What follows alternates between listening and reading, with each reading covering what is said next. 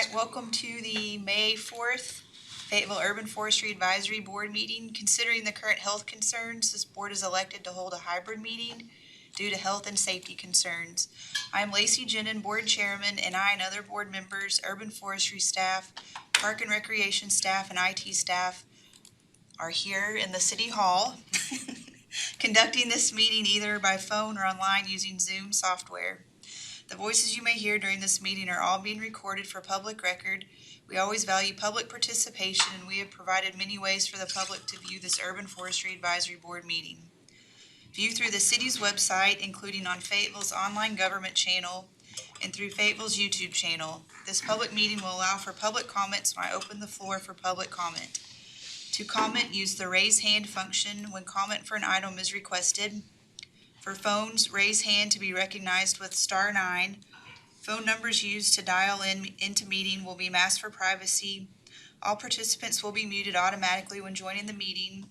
And I would like to remind Urban Forestry Advisory members and staff to mute your mics unless you are requesting to speak. Alrighty. Can't figure out which screen I want to look at. You have your choices. You want to do call roll? Oh, yes. Okay. John Crow. Here. Zane Colvin.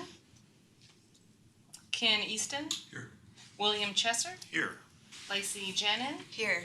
Samuel Atkinson. Here. Jim Parrish. Here. Alrighty, did y'all get a chance to review last month's minutes? Any changes or additions or anything? Madam Chair, I move that we approve the minutes from the last meeting. Is there a second? I'll second that. Alright, all in favor of voting to approve last month's minutes? Aye. Aye. Aye. Okay. Alrighty. Mulch and the Environmental Action Committee. All right. It's nice to see everybody, by the way. I'm really happy. So I got invited to Environmental Action Committee meeting, and they were concerned because at Sam's, I guess one of the committee members was there, and they used rubber mulch at Sam's, and they've been finding it all over the parking lot. And then they did some research and found out that rubber mulch does leach into the environment, and they found out a lot of different things. And I've done previous research on dyed mulch, such as brown or black or red and everything, and there's a lot of indication that it's not good either. So they've requested that they wanted me to change the code, but I said we can change details and that would cover it, because in my planting details that we have and we make everybody follow, let me pull those up. Well, man, I thought I had them up. Oh, here it is. These are planting details. So in here, we can change this, and that pretty much eliminates them using these kind of mulches, which is what I have done, and what I need from you all today. Here's the note. They are just asking that we ban this, basically. And I would like for you all to make a motion to add that to the details. Well, while we're talking about that, I'm sorry. No, go ahead. You have to have a motion to talk. Yeah, no. While we're talking about that, I've seen a lot of use of stone as well. What's your position? What's the city's position on using stone? I like it. I encourage it. I think it's a great alternative in situations where mulch is floating away, or it's just not working right, or it's good in spots. It's perfect, and we're going to be using a lot more of it on Dixon Street and some of these spots because mulch just floats away. It's difficult for us to keep adding mulch to it, and then once you add the stones, it just requires blowing out with a leaf blower on occasion. And we're going to try to make sure they're big enough to where they're not pea gravel, but not, huge boulders. But yeah, that's our position. Well, I've always agreed with all of that, except for the fact that it does nothing to counter the urban heat island effect. It's a heat sink, and it's as same as asphalt. I was, well, that was my concern. I wanted it was, I've seen it used.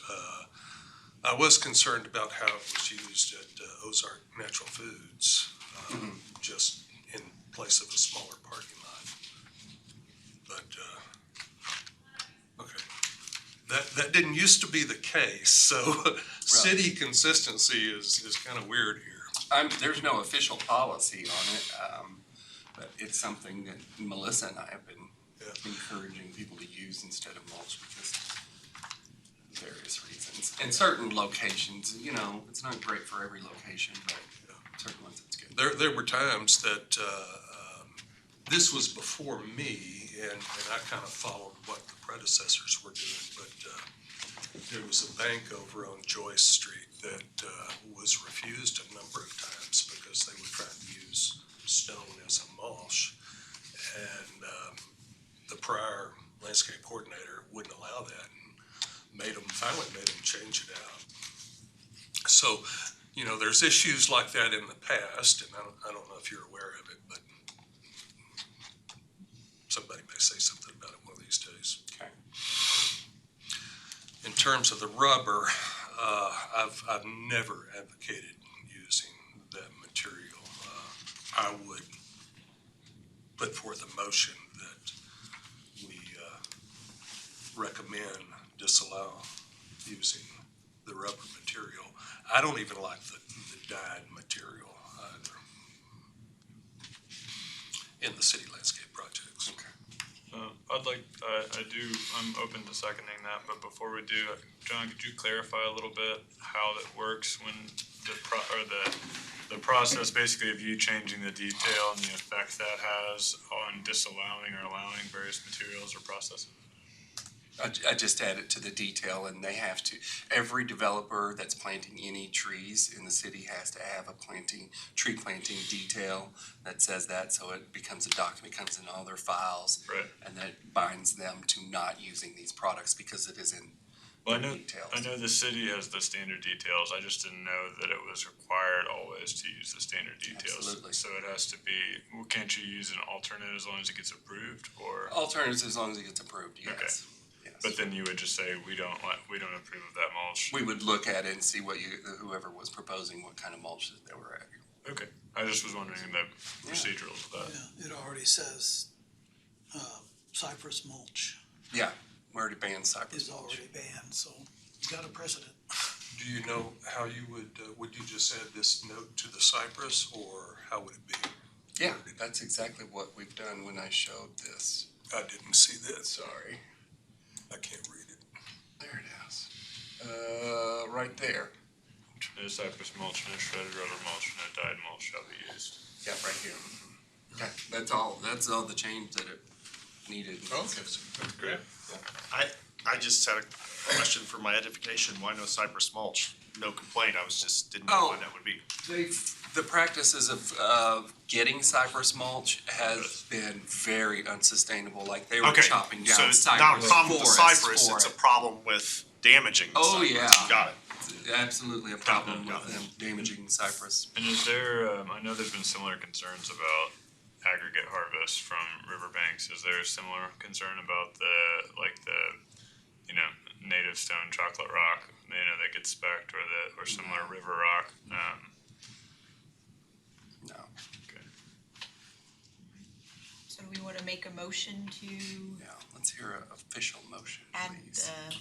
no dyed mulch or rubber mulch to Well, the I tree revise details? my motion to reflect that we adopt the note as it's been revised on the standard city tree planting detail.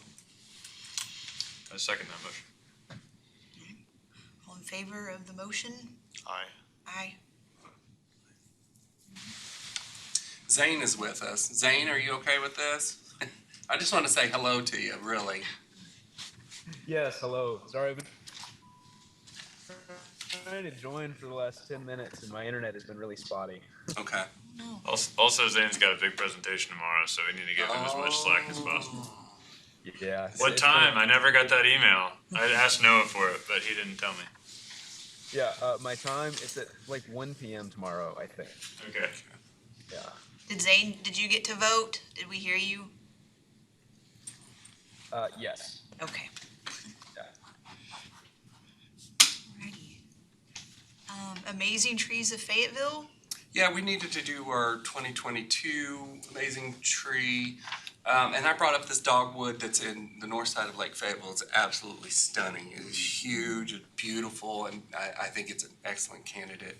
I'm looking for the board to make an official motion that we make this our 2022 Amazing Tree of Fayetteville. Tell us kind of where it is. It's on the north side of Lake Fayetteville. Do you know where the spur that goes to Springdale is, in that little roundabout?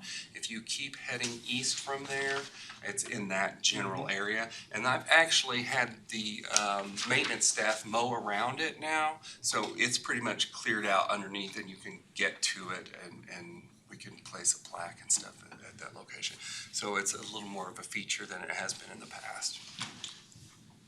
That'd be a great one for people to go look at easily. Absolutely. I'm sure it was spectacular about a week ago. Yeah. All right, would we like to make a motion to make the dogwood on Lake Fayetteville our 2022 champion tree? Amazing tree. Amazing tree, not champion tree. So moved. Second? All right, all in favor of the dogwood being the champion? I'm sorry, amazing tree? It could be the Fayetteville tree. That is a good one. That is a good one. Yeah.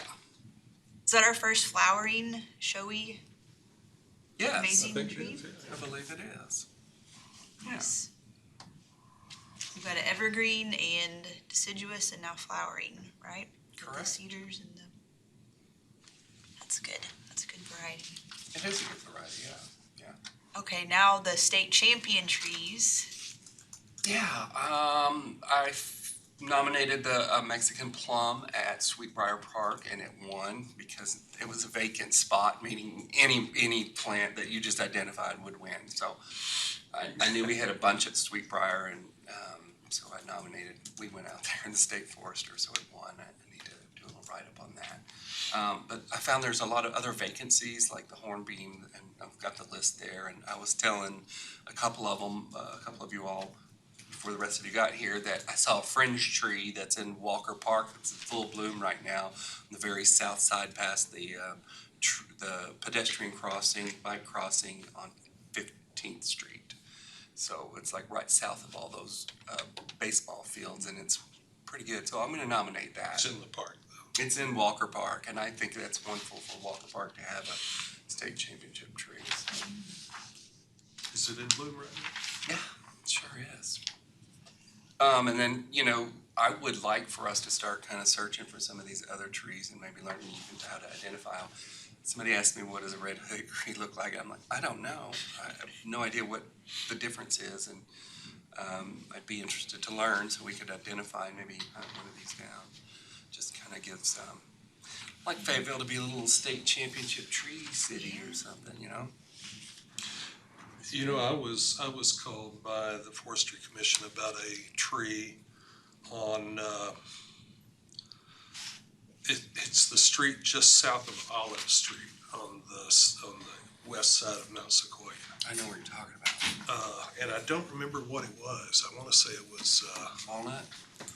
I want to say it was a black locust or something like that. It was a black. No, Okay. no, it's right on the right of way Mm-hmm. between Hill and, Center? Lee and I went and Between looked at Hill it. and Spring, no, between Spring and Hill, yeah, Yeah, somewhere around there. I know what you're talking about. But it's not that attractive a tree, but apparently it is a champion from what I understand.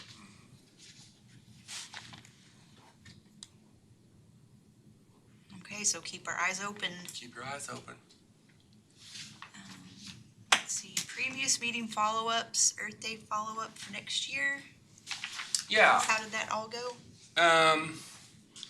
So Earth Day went really, I had notes on it. Where did I put my notes? Well, Earth Day went Well, on the Friday, the actual Friday, we gave away 600 little bare root saplings at Wilson Park. And we had the State Foresters and the Unitarian Universalist Fellowship helped us. I'm doing good getting their name down. So they helped us give them away. And that was really good. And then we got rained out on the Sunday for the Botanical Gardens, and we probably could have done it. Just the weather kept predicting it was just going to be awful during the event, but it actually didn't do anything until way after the event would have been over. So I was left with 100 trees to give away, and I reached out to all the people who participated in the invasive program, and I gave them away to them. So they ended up with at least 3 trees each, or 3 plants each. So that kind of worked out for them. And then next year, I think we're going to have a bigger event. I think we're going to try to cook up a multi-department big event. So I'll keep you posted on that. And the other thing, the previous meeting, did anybody click on the link and see John Crow's presentation on YouTube? It's out there and it's available for you all to watch, and you can click the link. Looked good. It looked good, and they did a really great job. Do you know how they're going to, how it will be available? Where it will be available? YouTube, How will I find it? City of Fayetteville's YouTube channel. There won't be like a hot link under urban forestry or something like that? No, we can probably make one when they come out. Is that what you would like for me to send you a link, or do you want to No. put it on our website? If, my concern is if somebody wants to find these, I guess it would be the best bet just to go straight to YouTube. But I usually go straight to the city's website and try to find something from there. And I will tell you that that's difficult. That's kind of why I was looking at you. Want me to put it on the website? Yeah, well. I mean, how many clicks do you have to go to before you can even find urban forestry? Right. Well, and in fact, I did that, and used to, it seemed like it was a little more available than it is now. Yeah, the thing with our website, you just got to use that search bar up there and type what you want, and you'll get what you want. But Well, I tried to. It always takes me to what I don't want. does it? Yesterday, I was looking for that canopy assessment tool for a project. There's the GIS layer to do a canopy assessment, and I couldn't find it anywhere.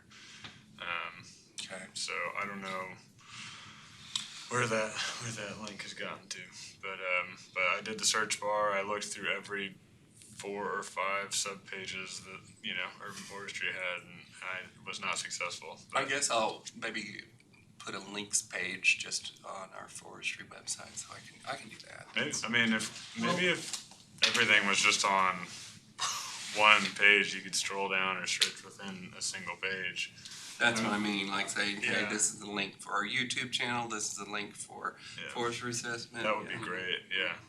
Okay. And if this is a resource that the Urban Forestry Board provides and has been providing, then that's information that should be trackable, I think, through the UFAB link, I would think, as a resource. Okay.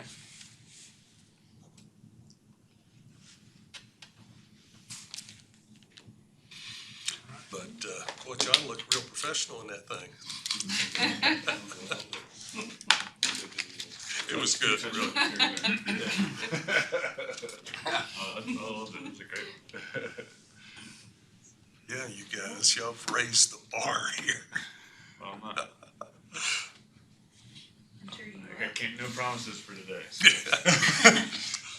And actually, before we start this one, there was another PDF in that same email that I sent you that I was going to try to run through first, because I think another landscape architect named James Urban, who has spent a number of years. Anyway, he has a presentation that I included in the link, but I don't think. It's on structured soil. It's comparing structural soils to like silva cells particularly, and I think I can't speak with his experience or expertise, and so I'd rather run through that. That should be that one. Should be that one right there. Yeah, maybe a link. Hopefully it's available. Yeah.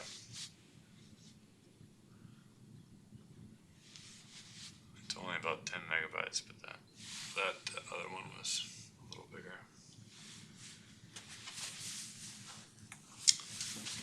So, so James Urban's a landscape architect, and this is gonna take a minute, sorry guys. Landscape architect, and then got very into soils, and so this is a presentation he gave in 2015 about the evolution of soil pavement, which evolved into a book that he wrote. And, so he obviously agrees that downtowns full of mature trees are a wonderful thing. And this is sort of his timeline of different innovations that he goes through. So initially the question is, how much soil volume do trees need? And, sufficient soil volume, as he points out here, is only one of the requirements. You need water, you need room for the roots to grow, room for the canopy and the trunk. And so then he's got a number of examples in here that I think get more appropriate to the discussion as we go. So soil trench along the back of the curb. They installed topsoil and planting mix to 80% Proctor, and then covered with concrete, reinforced so it wouldn't take a bunch of load. And trees seems to be doing fine at year 12. But as you can see, at year 25, that tree's got pretty significant struggle to continue, and probably due to the compaction and the lack of root growth availability. Probably nutrients as well. Yeah.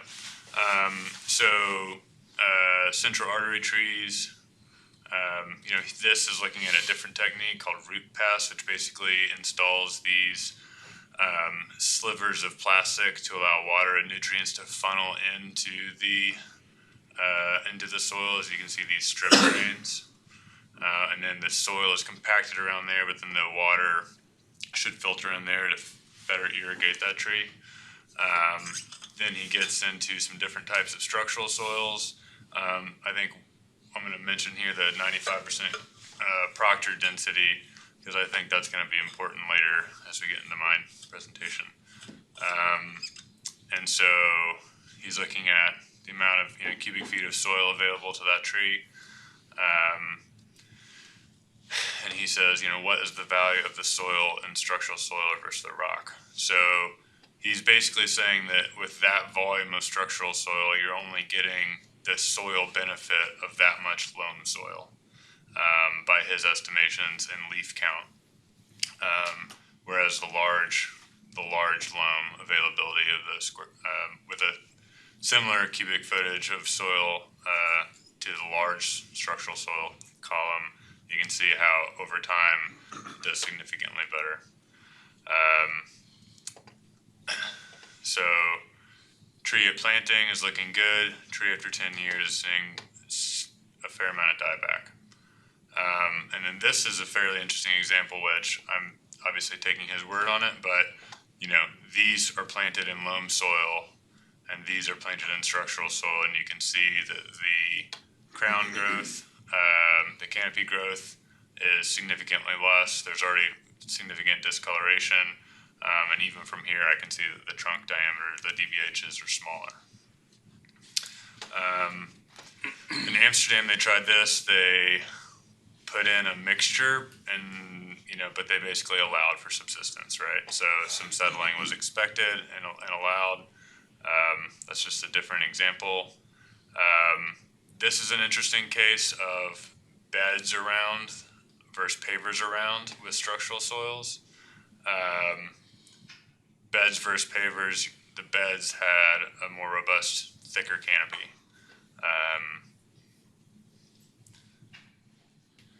This is, so the next evolution in his mind is these silva cells.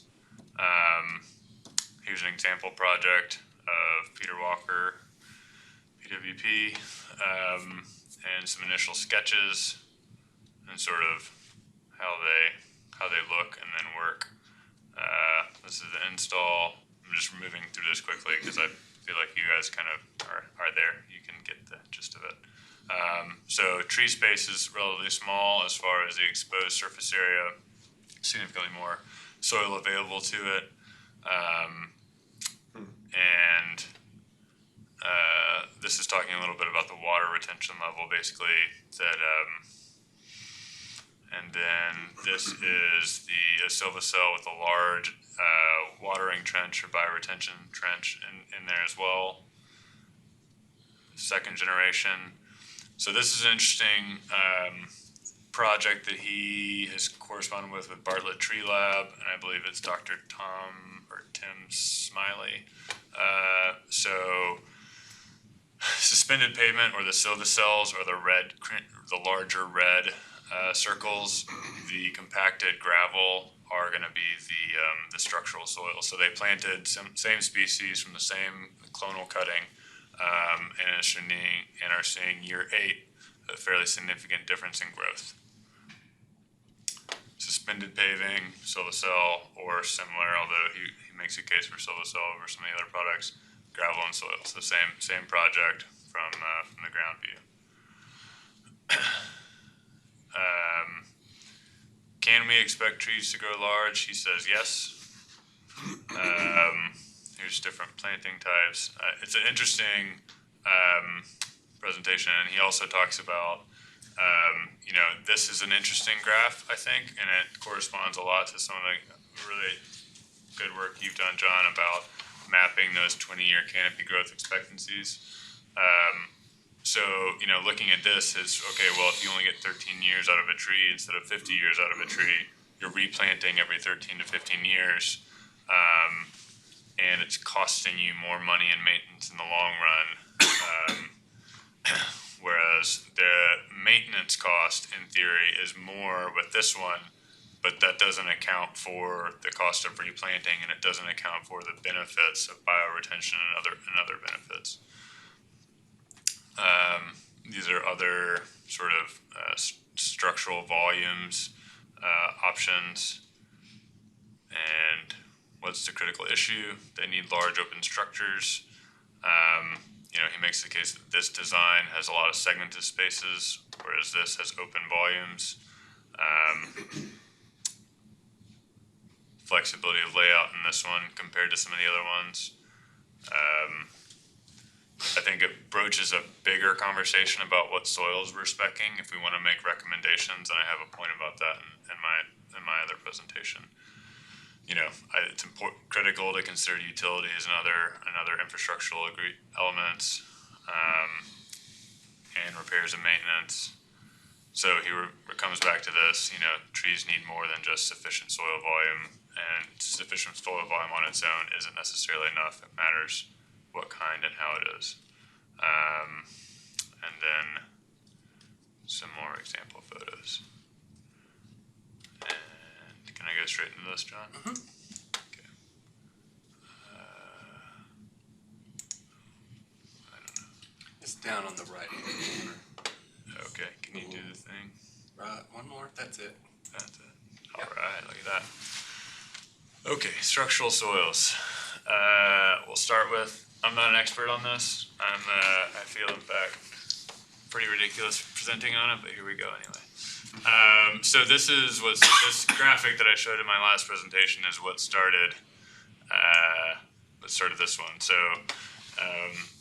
Flintlock, the company I work with, had done a study of native topsoil open wells versus structural soil in grates, and just a tree-by-tree comparison across a couple of streetscapes, and suggesting, in line with James Urban's work, that perhaps native topsoils are going to perform better than structural soils.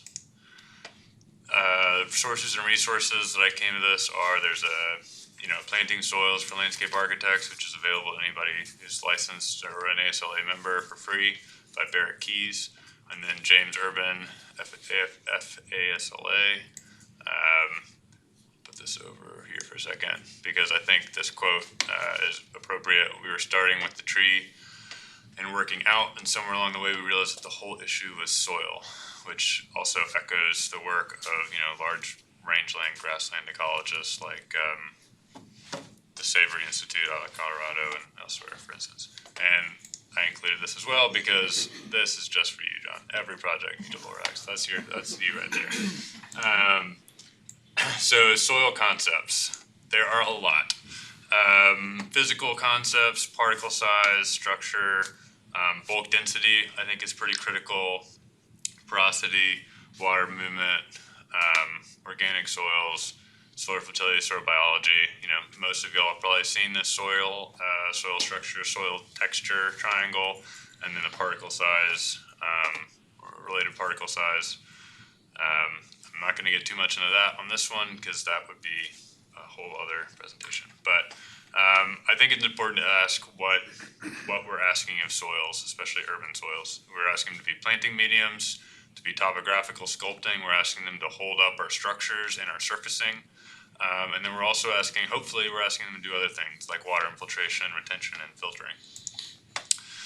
So some of the main root systems of trees, historically, people think that it's taproot, heartroot, and then a lateral or sinker root system. However, reading around a little bit, some of the more recent research suggests that most root systems are surprisingly shallow. So 90% or more of all roots are in the upper 2 feet.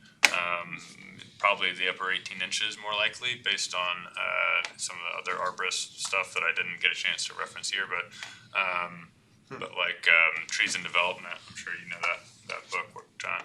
I believe they suggest that most are in the 12 to 18 inch depth range. And what are they doing there? They're trying to get air and water, right? And hold the tree up structurally. And that even trees that we think of as like very deep taprooted, newer studies are suggesting that that's actually not as true, that their lateral roots are still sort of their primary ones. They do have some that go further down, but there's not any microbial growth, microbial activity further down in the soil. So while they do have a taproot that might go down 10 or 15 feet and then some smaller branches off that taproot, they tend to not be the sort of the primary importance of roots. So what do soils need? They need interactions with water, air, and sun, stable pH, nutrient cycling, mycorrhiza, and I'm sure lots of other things that I don't have words for or know about. But those are the dominant ones that I came across.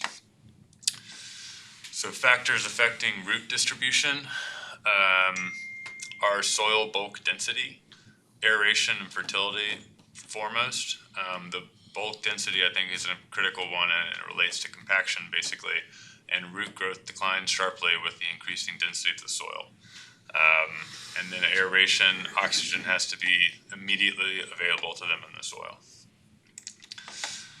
I spoke with Dr. Lisa Wood, a really kind and generous soil scientist that I've gotten to know a couple different times at the U of A.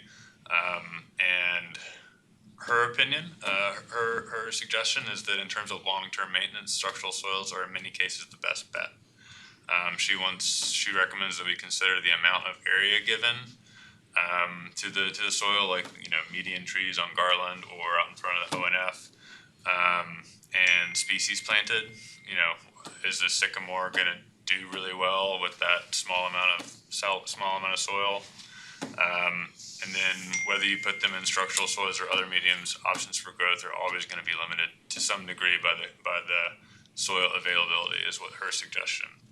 You can inoculate that soil with mycorrhizal hyphae based on, it can occur naturally, but you can also use things like biochar or compost mixes. And her sort of final comment that I took was, I don't have a problem with structural soils as a standard spec, understanding the limits for growth, given their urban conditions. Moving on to some of the work by Bartlett Lab. and James Urban again. This is a 2005 study, similar to the one before. That's 14 months of growth. Again, the suspended pavement is in the foreground with notably larger, more robust trees, more leaves than the structural soil examples adjacent. This is a 2015 study that I don't think they've even fully completed yet, but they did some initial reporting on. So that 2014 installation, they had 6 different types: a control with 80% proctor, compacted control with 95%, silva cells with 80% proctor, strata. They weren't able to measure sand-based structurals, and CU structurals were both to 95% proctor, which is a pretty high level of compaction. And the trees were tulipopters, simulating a city sidewalk planting. Based on those plantings, the strata and the silvicel, the suspended soil groupings, seem to perform significantly better than the structural soils. Asking why, he suggests that it's net available soil. And I think this is actually Dr. Tim or Tom Smiley, and I can't remember, I'm sorry. But so pure loam soil is going to be the most efficient as far as rooting opportunity for the trees. The suspended cells are going to be more efficient, and then the structural soils are going to be less efficient in allowing for root growth and aeration. So revisiting that, I don't know for sure. I didn't get a chance to work with Melissa on examples of better performing structural soil tree plantings, but to me, it's enough to revisit these questions. What are we asking of them? And given the high proctor density, the high proctor count, that suggests to me that level right there, the requirement of that in structural to allow for building on top of, is a seriously inhibiting factor to the aeration and for roots to be able to penetrate at a reasonable rate. And that we should at least consider amending the spec to have that not be the standard spec. Again, I'm not a soil scientist, and I'm Dr. Wood is, and she still recommends them, so I wouldn't say the issue's closed by any stretch, but given the other research that I've come across, it has suggested to me that looking at other soil mixtures or soil specifications may be a better option. And then I think it's also important to talk about things like water. Like structural soils are probably not going to do much as far as infiltrating water compared to, and we're also working on the cultural arts corridor, and they were having a lot of trouble finding native soils available for bioswales, and the blending and the screening can make that worse. And they came up with a layered soiling response to sort of do natural profiles. So anyway, these are 3 of our standard specs now. There's 2 structural soils and 1 with the soil cells. So my suggestion is that we take a close look at making this the more dominant one, and the opportunity maybe to consult with construction and management companies about the costing difference between structural soils and soil cells and uncovered natives.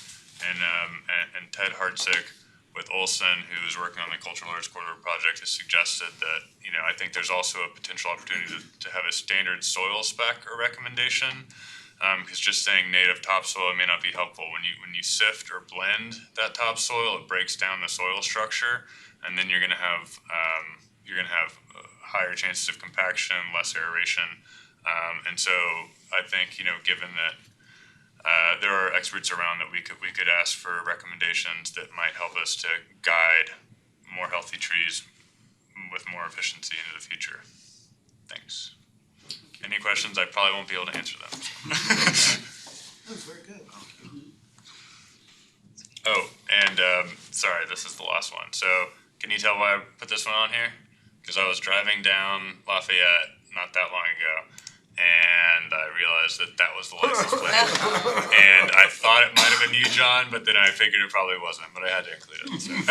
That's funny. Eric Kiesler refers to himself as Professor Lorax. Okay. Well, it could have been him. Yeah.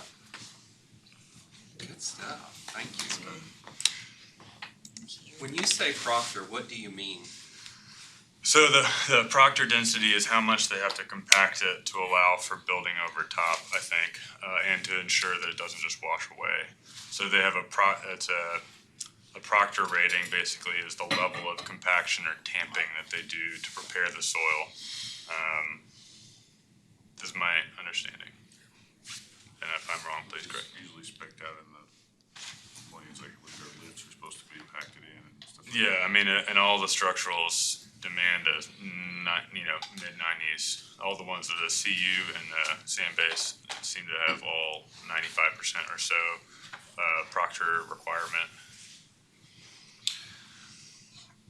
So the loam planting recommendations, that's just in a large planting bed? Yeah, I think so. Yeah, of course. Sorry, John. Have y'all had any experience with those plastic cell things? The only one that I'm familiar with that was spec'd was the Walton Arts Center renovation. And they spec'd the silva cells both for planting and for stormwater retention. I'm thinking that they valued them out, but I can't recall if that's the case or not. Probably. They're very expensive. That's why they look expensive. Very expensive. Install And that's and kind of why, I mean, Melissa and I we'd love for people to use them. We would hope they would use them, especially downtown areas, but the cost is very cost prohibitive. Yeah, sure. And again, I don't know the costing, and that's why I say, it's just open for discussion. I think that, We've thought about adding to our details that mycorrhiza be included in the structural soil. That's something we really consider doing. Actually, even in just the standard planting detail. Yeah, we thought about that as well. Any planting detail. Is that a one-time thing, or does it have to be renewed? I think it's a one-time thing. It's a one-time thing.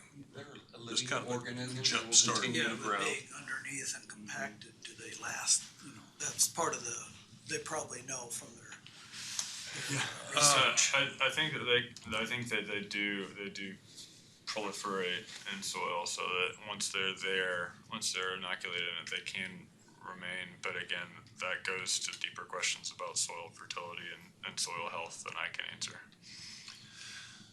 So you were saying that I think the standard on the structural soil was it was 20% efficient, is that right? Something like that? That's what that chart said. It was I know Urban at one time was working on some different size aggregates in the structural soil, trying to go with larger aggregates that would allow for larger voids that could be filled with soil. But still, I mean, given the recency of that 2015 presentation and his duration of working on it, there didn't seem to be any discussion or any of his new research papers suggested anything in that regard. And I expect that is because to get enough, if you've got a tree root that's this big, you're just not going to get contiguous apertures in the soil like this that's going to actually hold, right? You might have that in one or two places. They're not going to line up enough for a tree root to be able to weave its way through. There's also another UARC scientist who's studying the geomorphology of the critical root zone and how root trees in the Pacific Northwest actually do penetrate into rock and break down into soil, but it's a bit beyond the process and timeline we're talking about. They can do it, but I think that's going to be more species dependent and potentially it's limiting in an urban environment.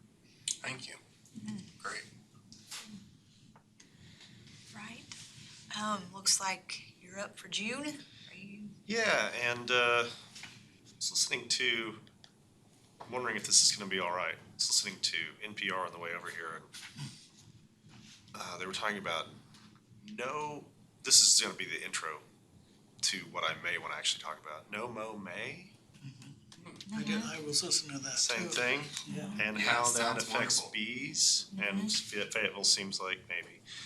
But then that led me, as I was driving, and looking at the plethora of blooming Japanese honeysuckle. Thinking about a different NPR report I was listening to on Friday or Saturday about, hey, maybe we should change the way we think about invasives, which is something I had thought about for some time. When I'm teaching science classes, I think, what do we mean by invasive? We mean something that kind of got moved by humans that might not have moved as fast or maybe not at all in the natural environment, which, I'll have to play with my students about, like, why are the activities of humans not natural? We're animals, right? So I was listening to this thing about, like, that kind of supported a little bit of I like to find the, I'm a devil's advocate. Counter argument. Yeah, I'm a natural devil's advocate. So Okay. I would love to I'm not saying we're doing a wrong thing, but I would like to present a potential alternative view as we all destroyed Japanese honeysuckle last time we met together. That maybe we should just think about a potential alternate view. How many bees are using that honeysuckle as they awaken right now? And what, we should, I'm a fan of maybe Williams rule number 3 is it's probably more complicated than you think. So maybe we should look into, like, hey, maybe we should think about this. What do we replace it with if it's gone? Especially if we're not having natives, what do we do? So I'm thinking about something along those lines, if that's Sounds okay. good. That does sound good. Yeah. Did you drive down Huntsville on your way here? Is that where you I was go? on Old Wire, actually. Huntsville has a lot of honeysuckle. Everywhere, Everywhere has a lot of honeysuckle. Because I The noticed whole you driving city here. I was like, smells like honeysuckle. Oh, I mean, see. it's kind of magnificent on the smell. I'm going to Yeah. say that. It smells wonderful outside. and it holds Just little does. water for the birds, and I mean, But dang, it's I will not it's argue in so support of scary. Bradford Pear, though. I promise. What about tree of head? We are Probably not. actually this week. I have been reaching out to a couple of people, and we're going to be looking at doing some different things with our invasives in our remote areas where we can't really haul them out, such as sequoia woods, because we don't know how to handle that. We can't get equipment out there. And so we're looking for alternative things to do with those invasives if we do get out there. And then I've been reading a lot, and then Lisa Valentine also turned me on to these brush piles that you create that will allow habitats for wildlife, and then you don't have the invasives coming back in that particular area. So that's something we're gonna really explore. Are they scared? We murdered all of them and put them right here, and the other invasives go, we better not come back. No, but these signs are not, and once you put them in a big brush pile, they're not shooting out from the No, brush pile. kidding. So, yeah. there's a really good example out by Stonebridge Golf Course. That's kind of where we live. Somebody has taken over the property. I guess it's north of there. It's right by the river, and some management company, and they have made huge piles. Somebody's turned it into like a bird situation, Cool. and it's a really good example. They're that's beautiful the city piles property. stacked, and it's intentional, and it looks like a bunch of willow saplings all stacked together. And Might be Joe Wilbright with Ozark Ecological Restoration. it may be Incorporated. somebody's put a lot of He time. They burned it, and He it's did a just bunch of that. that'd be a fun field trip out there. Isn't that the property the city acquired? I have no idea. I've been watching them. We I don't did know. acquire a It piece is. over in that area, but Yeah. I mean, if somebody's working on it, then they've been subcontracted, because I Yeah, don't know well, anything about it's, it. I know several groups that have had a Yeah, there's people kind that, of an interest in that property. because it's all roped off now, it's all no trespassing, and anyway, that's off topic, but Active management's good. If you're going to move on, I would like to throw something out for July. that'd be great. the, what is it called between the sidewalk and the curb? Is there a technical? Green space. Just a planting strip. Green space is what we Green call that. space, okay. Yeah. The green space is very important to me. This fall, John is replanting along Ruppel Road and along Salem Road a lot of trees, and there's actually a substantial green space in those. And that I've been looking at other cities and states, and they actually have plans for how to put in pollinators and different kinds of plants in those spaces other than the grass that, you know, doesn't grow there very well. And there's actually, from a Minnesota university, they have put together a nice plans on here's how you convert your green space into a nice pollinator garden, or at least have some native plants. So I would just bring some of that, you know, some pictures and talk about, because the trees are sexy, you know, we talk about trees, but that in-between space is really important for the, you know, the growth of the bacteria and the pollinators and the bees and birds and everything. Gonna get shaded up by all that honeysuckle. I was gonna say, we can fill it with honeysuckle. Well, you know, that's the other project that I'm in the middle of, is getting rid of Board is out of honeysuckle. control. So I can work on something to that effect. Maybe kudzu. Yeah, thank you. That makes it easy, right? All right, moving on to project updates. All right, I'm gonna give Jim his certificate. Forgotten about this. Here you go. All right. What, no picture with a shaking hand? You got it on video, even better. Oh, better. Woo. Lots of pictures. So Rodney, Ryan, I'm telling you, I really struggled to get people to bid on this project, and I finally got my 3 bids, and I'm gonna process that this next week and get that going. That was a struggle to get people to communicate and even bid on it. It was bizarre.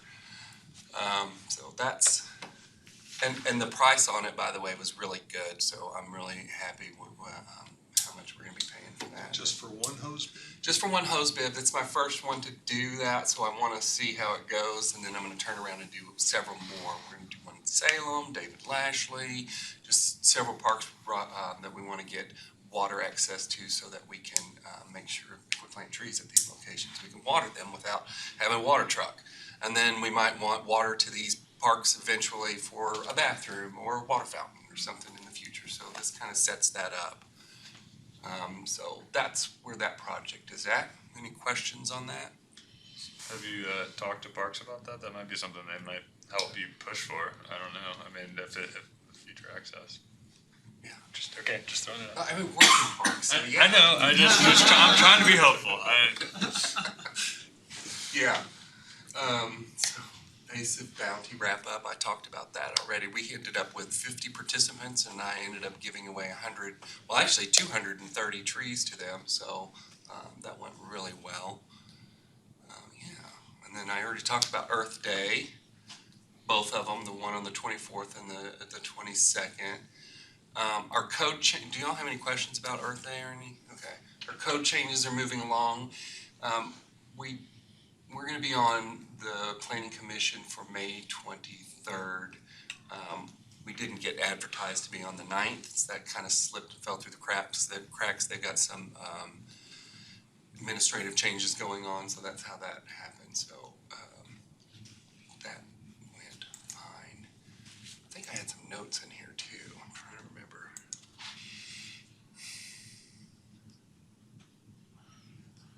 Okay. That's that one. I'm planning all the fall projects. My spring projects are all wrapped up except for the hose bib. And they're all completed, installed. Probably seen the ones on Huntsville and by Seven Hills. So they all went really well. And then I'm, like I said, planning for the fall projects, and I'll present those to you all in more detail at the next meeting.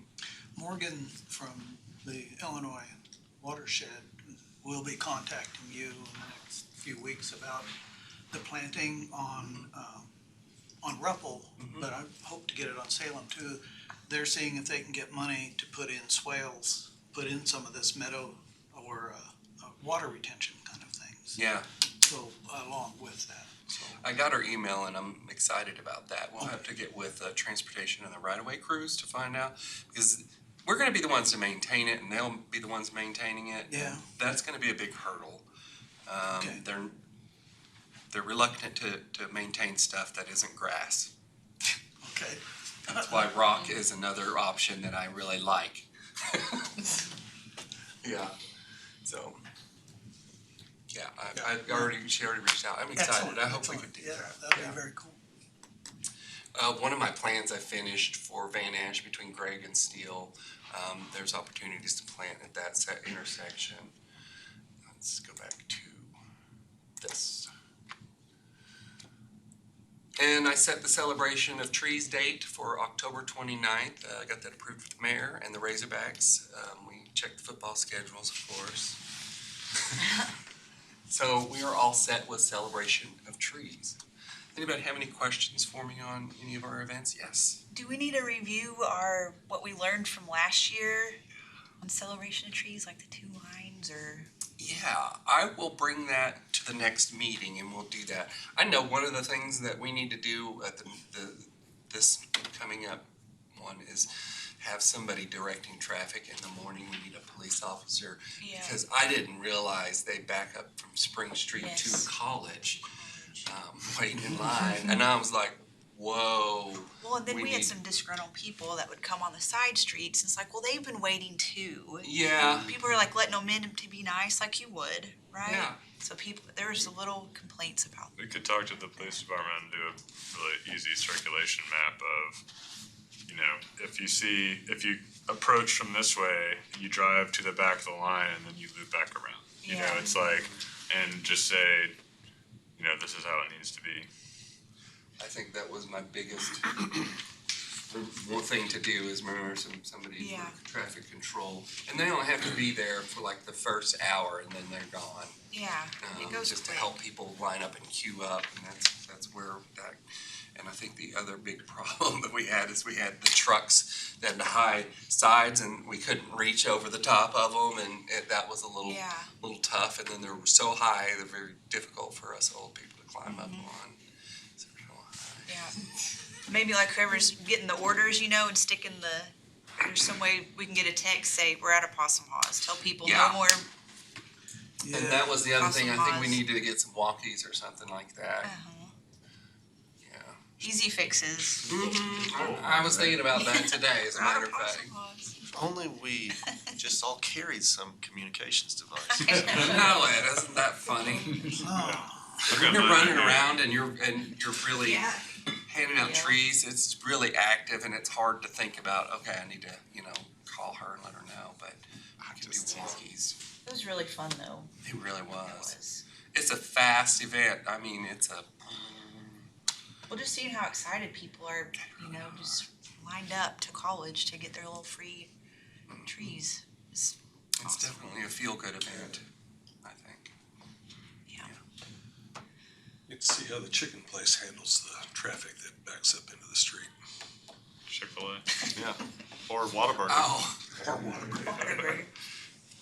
Yeah, that's funny. They have 2 lines. we had 2 lines to start. That's true. Then it got into one. Nobody was coming from the other way. Is that what it was? Mm-hmm. Does anybody have any comments? Any public comments? All right. Does anybody want to make a motion to adjourn the meeting today?